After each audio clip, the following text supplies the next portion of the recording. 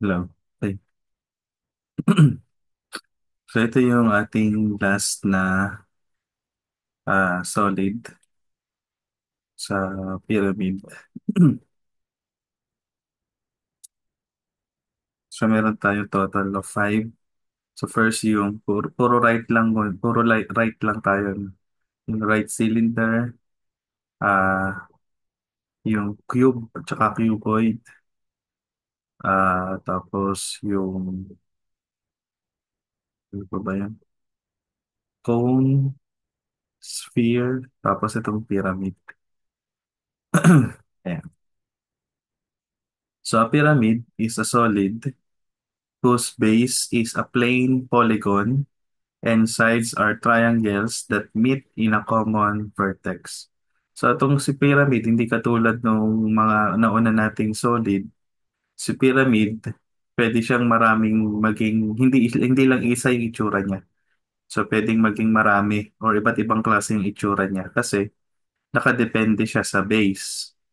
Kasi yung base ng pyramid is a plane polygon. Ibig sabihin, pwede siyang triangle, pwede siyang square, yan, pwede siyang pentagon, mga ganun, basta polygon, or regular or irregular. Pero in this case, puro regular lang tayo. Regular polygon na base. So, iba't iba yung magiging itsura niya. No, depende dun sa base. Tapos yung sides niya, or yung parang yung lateral face, no, yung mga faces ng pyramid, lahat yon pare-pareho naman silang triangle that meet in a common vertex. So ito pala. The triangular sides are called the lateral faces. The common vertex is also called apex. Yan yung pinakatuktok, yung tinatawag siyang apex. A pyramid is named according to the shape of its base. So if the base is triangle, square, hexagon, etc., so the pyramid is called a triangular pyramid kapag triangle yung base. Square pyramid kapag square yung kanyang base. And hexagonal pyramid if hexagon. And etc. So kung pentagonal pyramid. Kung heptagon, yan, heptagonal pyramid. So depende dun sa base niya. Okay? Kasi yung base niya can be any plane polygon.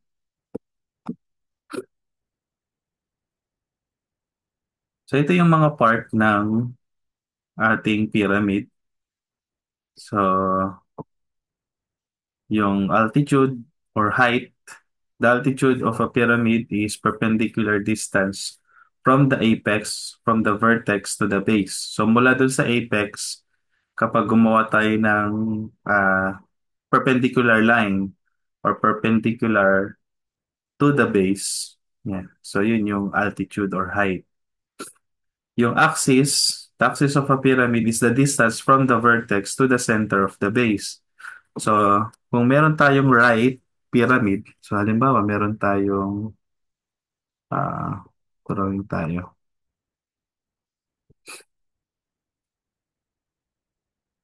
So kung meron tayong pyramid na pa-square, kunwari, no? Square. Yan, kunwari lang, ganyan yung pyramid. Ayan. Yung mula dito sa tuktok, teka lang yun ko.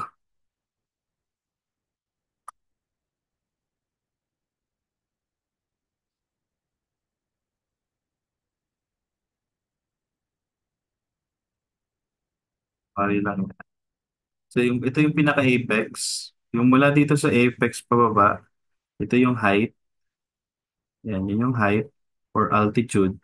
Yung axis, ito rin yun. Mula doon sa vertex, pababa, papunta doon sa center ng base. Now, kung meron tayong right pyramid, equal lang yung axis at saka yung altitude. No, kaya siya right kasi yung altitude natin or axis, kaya siya right pyramid, magkakaroon siya ng right angle with respect to the base. So, or perpendicular siya. So, equal silang dalawa ngayon.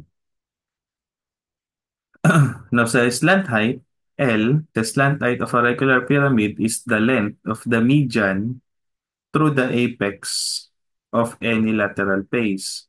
So, yung median naman, ito yung gitna ng side ng base. So, halimbawa, square yan. So, halimbawa, ito yung square. Tapos, yung distance niya mula dun sa gitna hanggang dun sa vertex. Yan, yun yung slant height. Kaya siya slant height kasi kung ano yung paganyan, kung ano yung distance mula sa base, doon sa median, hanggang dito sa tuktok sa apex o sa vertex. Yung height kasi na altitude, ito siya. Tsaka yung axis, perpendicular siya. Pero yung slant height, nakadepende siya doon sa face ng triangle ng pyramid. Then the lateral edge it is the common side faces mean. So kung meron tayong apat na triangle as lateral faces, yung dugtungan nila, yun yung tinatawag na lateral edge ng pyramid. Ito pala, didiscuss din pala to. So right or regular pyramid, so yung right and regular pyramid pareho lang sila. The pyramid whose base is a regular polygon and congruent isosceles triangles are as lateral faces. In a regular pyramid, the axis is perpendicular to the base, and thus, in a regular pyramid, the axis and the altitude or the height are identical. Yan. So ito yung mga types, tatlo lang muna to, ng regular or right pyramid. So yung base natin is any regular polygon, triangle, square, hexagon, pentagon. Ayan. So nakadepende dun sa base yung magiging pangalan ng pyramid. So right or regular pyramid kapag yung ating mm, base is regular polygon. Kaya yung distance niya, yung height mula dito sa vertex hanggang dito sa gitna ng base. Ayan. Ito yung altitude or height, equal na rin siya kay axis. Ayan. Pero hindi yan equal sa slant height ha. Kasi yung slant height, ito yon. Gawin natin red. Ito yon. Yung height ng face with respect to the median. Yung median, kung ano yung gitna nung side ng base. Yan. So, yun yung slant height.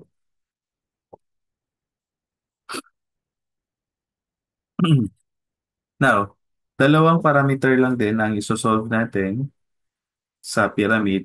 It is the surface area and the volume. Medyo mas marami lang or komplikado ng konti yung surface area sa pyramid. Bakit? Kasi marami siyang klase. Iba-ibang klase siya. So, no, nakadepende kasi nga doon sa base kung ano yung magiging itsura ng pyramid. So, hindi fix yung itsura ng pyramid. Therefore, hindi rin fix yung formula pero iba-iba yung quantity. Yung mga value dito magkakaiba. Kasi halimbawa, yung lateral surface area, pag sinabing lateral surface area, it refers to the area of the lateral faces. Yan. Yung mga triangle na paikot.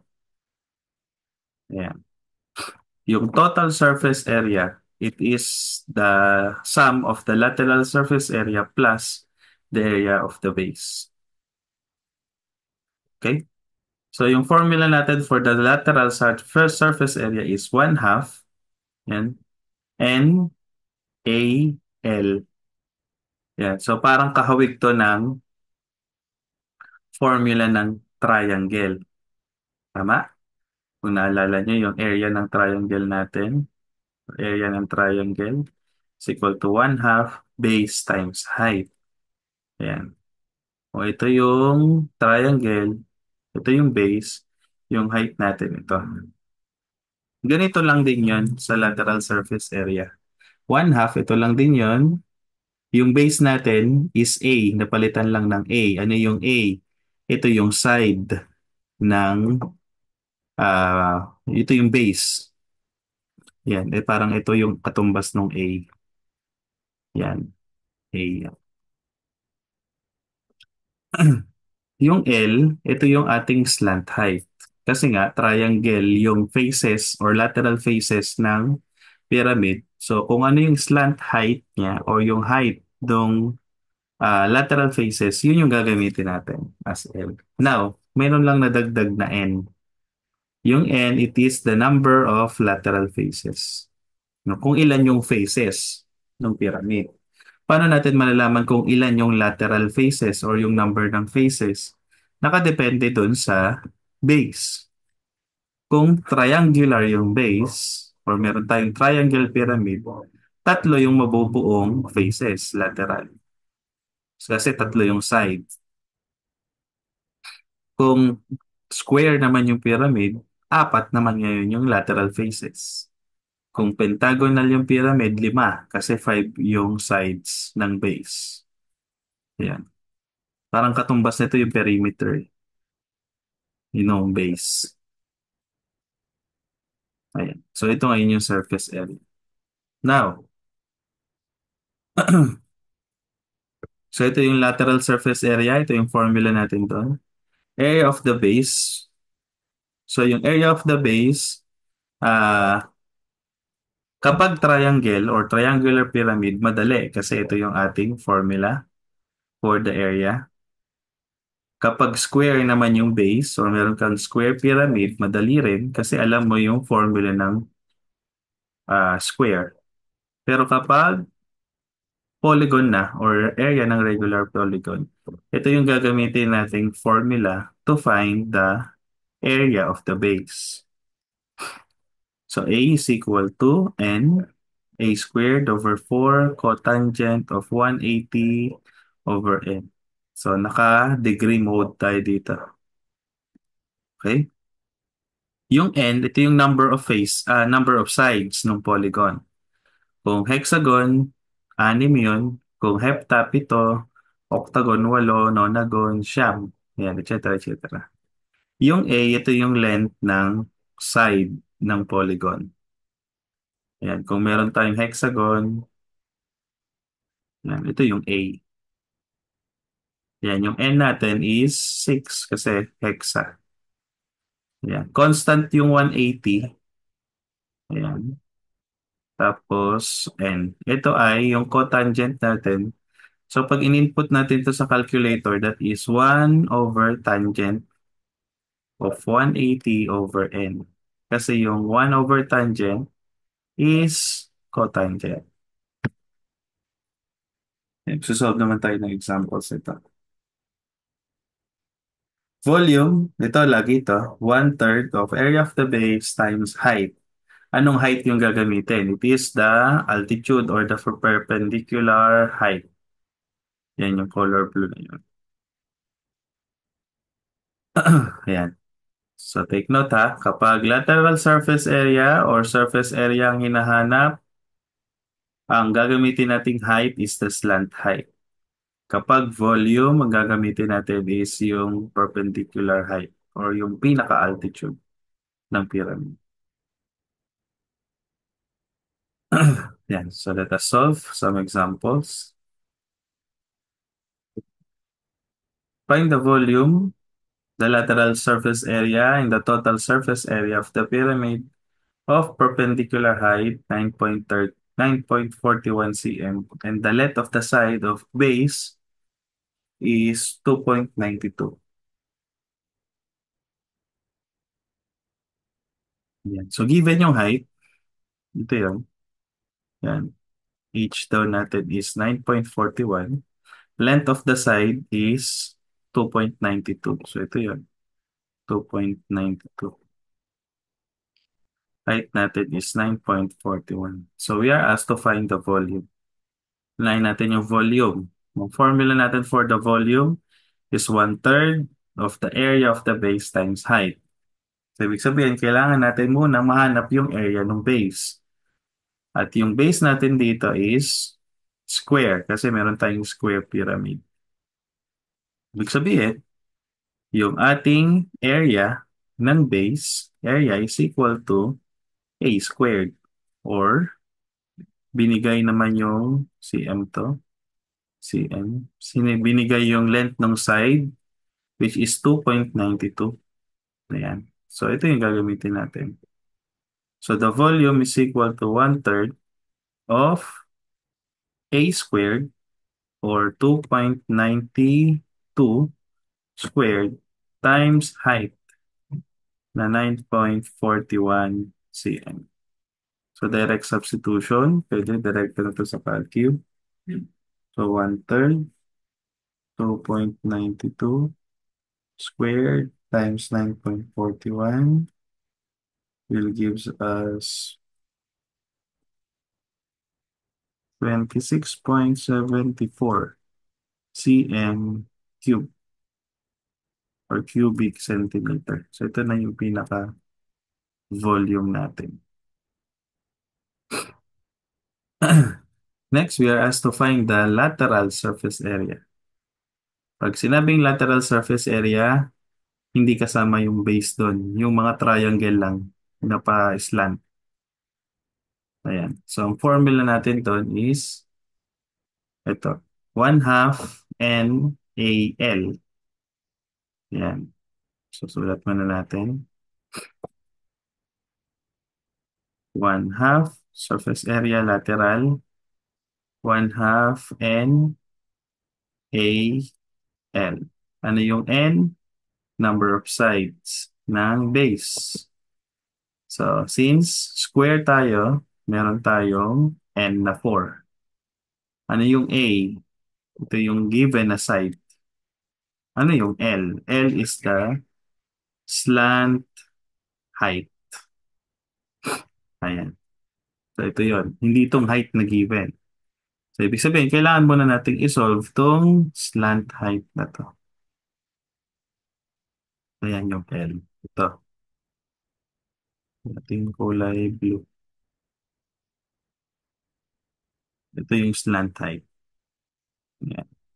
So, paano natin yan masosolve?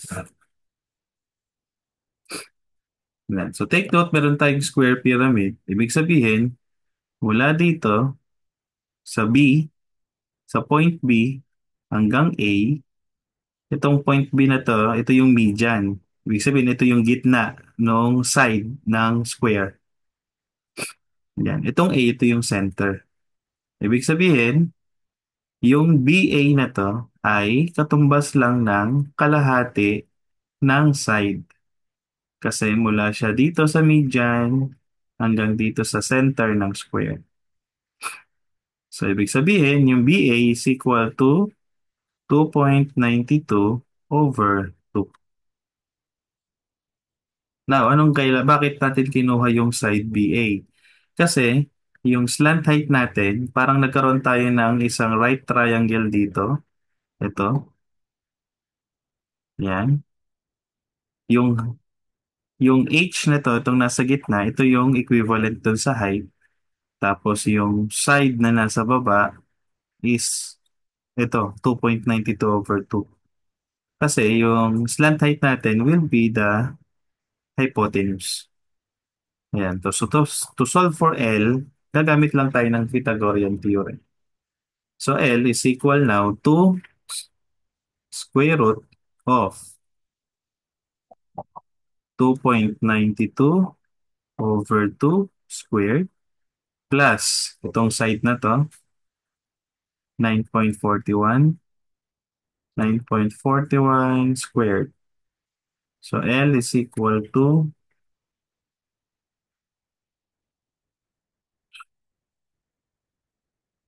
2.92 over 2 squared plus 9.41 squared, 9.52. So L is 9.52 cm. So ito siya, 9.52. So pwede natin ngayon ma-substitute yung L dito sa formula. So SA or the lateral surface area is equal to 1 half. N is 4 kasi 4 sides. A is given 2.92. L is 9.52. 52. So yung lateral surface area natin is equal to 4 times 2.92 times 0.52. 55.59 ba? 55.59 cm squared, SA, or lateral surface area. Now, tinatanong din sa atin yung total surface area. Pag sinabing total surface area, kasama na yung area ng base, which is a square. So, i-add lang natin ito. Dito kasi makocompute na natin siya eh. Ang A natin or area ng base is equal to 2.92 squared. So, equal to sa 2.92 squared, 8.53. 0.53. So, i-add lang natin to. So, total, TSA na lang. Shortcut. TSA. Total surface area is equal to surface area or lateral surface area, 55.59 plus 8.53 equals 59 plus 8.53. 6.12. 64.12 cm squared PSA. Hindi ko alam kung tama yung pag-round off ko dito sa lateral surface area. Kasi yung calculator ko sira yung LCD. Merong mga pixel na kulang. Kaya hindi ko alam kung 5 or 8 or 9. Pero anyway, ang mahalaga naman dito yung first three digits natin. Okay? Ayan. So that is example number 1. Example number 2. A right pyramid 10 meters high has a square base of which the diagonal is 10 meters. Find its slant surface area. Ayan. So dito, square pyramid pa rin kasi square yung base. Ang binigay lang sa atin dito is the height, which is 10 meters. And yung diagonal daw, ito, yung diagonal daw ng ating ah tawag dito, square ng base. So equal daw to kay 10. Yan, ibig sabihin, kailangan nating mahanap yung A or yung side natin. Kasi pinapahanap natin yung slant surface area eh. Formula natin dyan is, pag sinabing slant surface area, katumbas lang yan yung lateral surface area. Kasi yung mga lateral faces, yun yung mga nakaslant. So, 1 half N, A, L. Yung N, alam na natin, 4 sides. Yung A, ang hindi natin alam. L, ah hindi pa rin natin alam. So, solve na natin yung A. To find A, pwede natin gamitin tong ating given na diagonal. Ayan. So, alam natin na sa square, equal yung sides. So, meron tayo dito sa base, kunin ko to ang square. Ito yung pinaka-base. Yan. So, ito daw ay 10. Alam natin na meron tayong isosceles right triangle dito. So, equal yung two sides na to. Yan. So, yung diagonal, parang ito yung pinaka-hypotenuse. So, to solve for the side, gamitin lang natin yung Pythagorean theorem. So 10 hypotenuse equal siya sa square root of 2a. Ay, ah, buhayin natin. May formula na tayo dito sa diagonal. A times square root of 2. Ayan.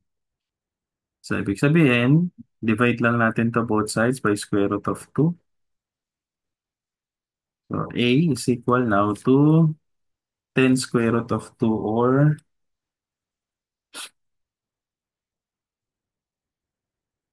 5 square root of 2. So, ito ay 5 square root of 2. Ito yan yung side natin. 5 square root of 2. Now, meron na tayong A. Kulang na lang natin ay yung L. Ito. Gawin natin yung color blue. Ito. Slant height. Paano natin siya makukuha yung slant height? Kukuha natin yung slant height katulad sa example number 1 kapag gumawa tayo ng right triangle dito. Yan. Ang gagamitin natin ay yung itong height na to, yung given natin. Kaya lang, ang isa pa nating problema ay yung ito. Hindi natin alam tong side na to. Ito. Pero, alam natin na kasi nasa gitna ito itong point na to. Kasi median yung slant height. Yung distance ni B, ito parang D, or BO ba to or BD? Let's say BD. Itong BD, ayan, equal siya dito. Mula dito sa gitna, sa center ng square, hanggang kay D. Let's say this is C. So BD is equal to CD. E alam na natin tong side na to, yung BE. Ang BE natin is equal to 5 square root of 2 kasi side lang to ng square. So, ibig sabihin, pag dinivide natin by 2, equal na to kay BD. So, yung BD natin is 5 square root of 2 over 2. Okay? So, ibig sabihin, yung CD natin, equal din siya kay 5 square root of 2 over 2. So, alam na natin ngayon tong side na to. Magagamit na natin yung Pythagorean theorem para makuha yung length ng L or slant height. So, L is equal to 10 squared. Ito yung height. Plus yung pinaka-CD natin, yung baba ng triangle, which is 5 square root of 2 over 2. So 5 square root of 2 over 2 squared. So L is equal to 10 squared plus 5 square root of 2 over 2 squared.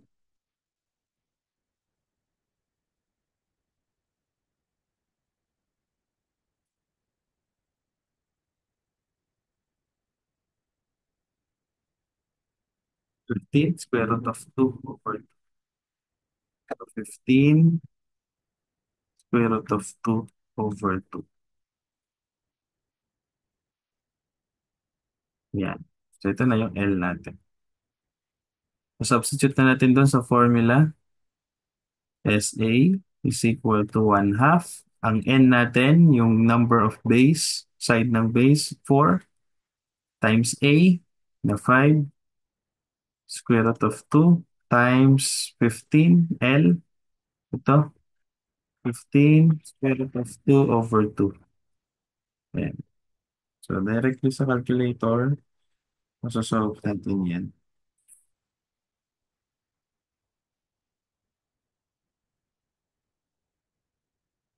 Hmm, 15 over 2. 150. SA is 150 meters squared or square meters. Ayan.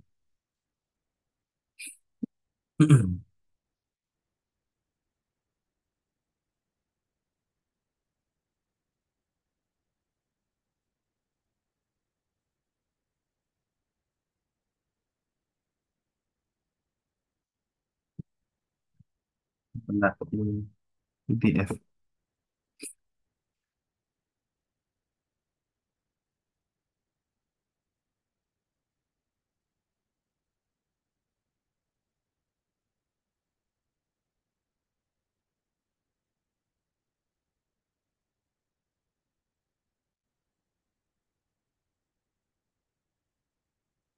Okay, so that is example number 2. Last example, example number 3. The base of a right pyramid is a regular hexagon of side 4 meters, and its slant surfaces are inclined to the horizontal at an angle of 30 degrees. Find the volume. So remember, yung formula natin for volume is equal to 1/3 area ng base times height.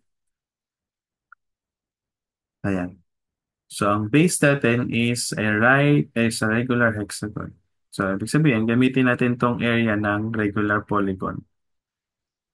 So A is equal to N natin is 6 kasi hexagon. A natin is 4 over 4 cotangent of 180 over N. Pag in-input nyo sa calculator yan, ang mangyayari, pwedeng ilagay nyo sa denominator yung tangent 180 over 6. Yan. So, directly sa calculator, masosolve yan. So, 6, 4 squared over 4 times tangent of 180 over 6, which is 30,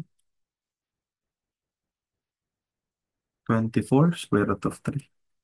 So, 24 square root of 3, ano to?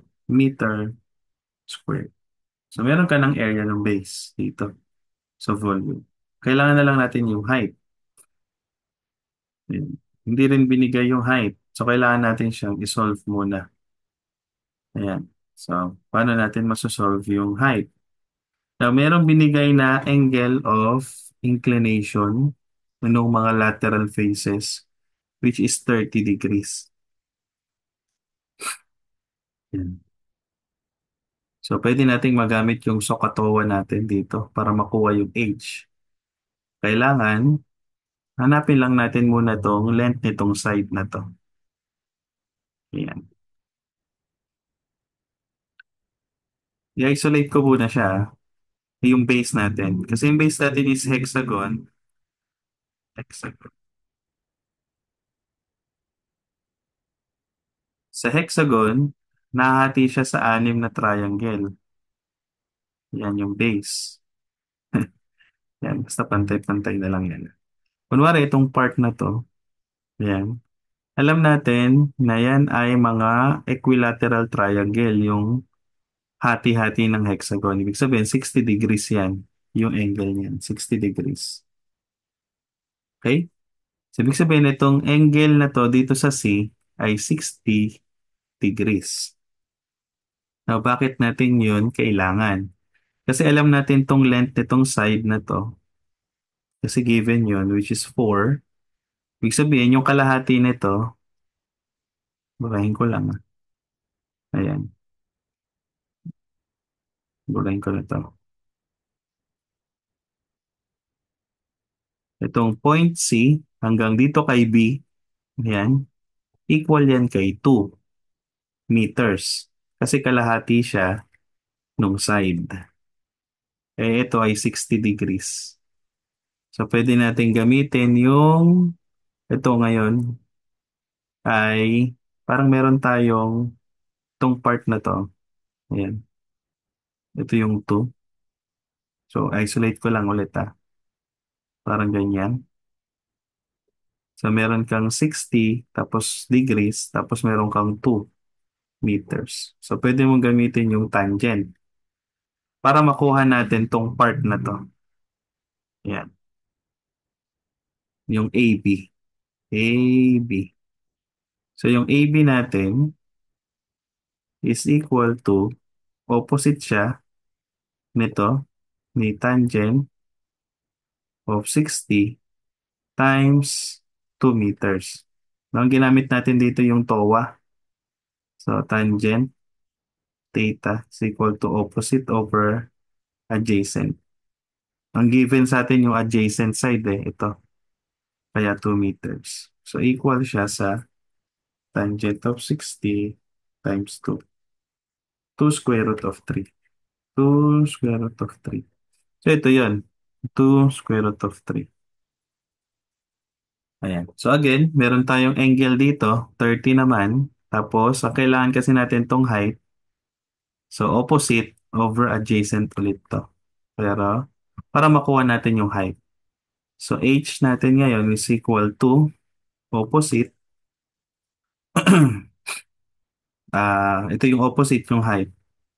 Tangent, 30 degrees naman ang gagamitin natin. Itong angle na given, multiply sa 2 square root of 3. Yung adjacent side. Yan. Apotemyata ang tawag dito. Yung part na yun. So, tangent of 30 times 2 square root of 3 is equal to 2. Yan, 2 meters. Ibig sabihin yung height natin is 2 meters.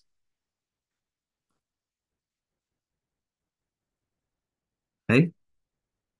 Now, meron ka ng ito, area ng base. Meron na rin tayong height. Substitute na natin dito sa volume. 1/3 of 24 square root of 3 times 2.